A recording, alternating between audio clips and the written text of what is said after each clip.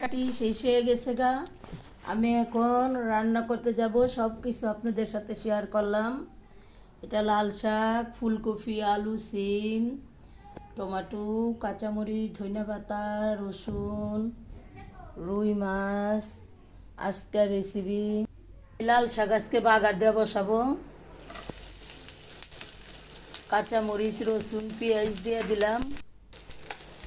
এখন লাড়া দিব। আমি এখন শাক দিয়ে দিব। এখন লবণ দিয়ে দিব। এখন একটা লাড়া দিব লাল শাকটা।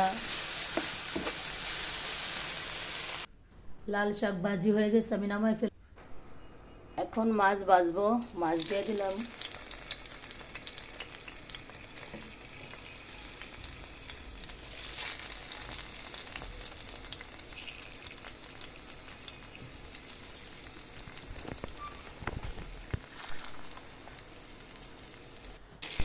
এখন মাছগুলো উল্টে দিব।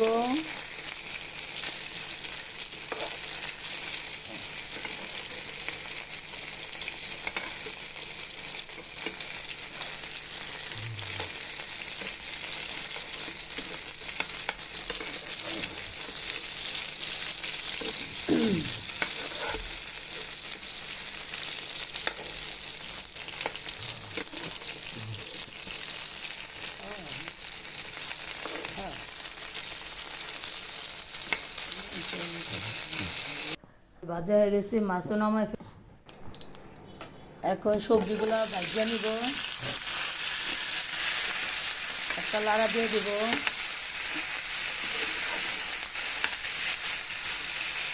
হলুদ, মরিচ, আদা, রসুন আমার কষানো হয়ে গেছে গা। এখন আমি সবজিটা দিয়ে দিব। সবজিটা দিয়ে একটু লাড়া দিব।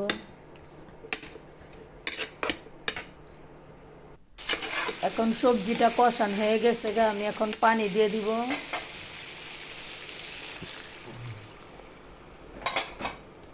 লাড়া দিয়ে দিলাম।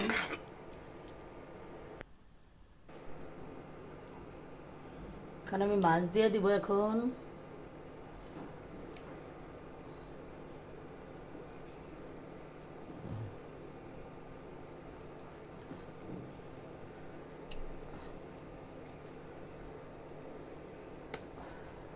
একটু হালকা লাড়া দিব।